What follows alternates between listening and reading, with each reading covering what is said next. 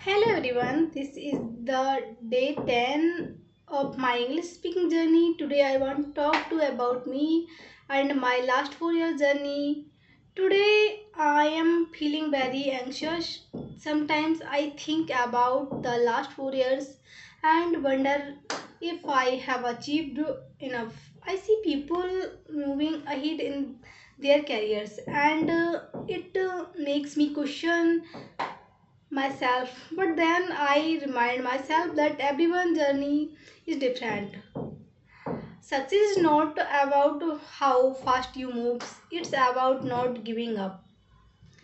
And maybe I haven't reached my goals at but I am still learning, growing and trying. As long as I keep taking small steps every day, I believe I can build the future I want. This is my reminder to myself it's never late to start again.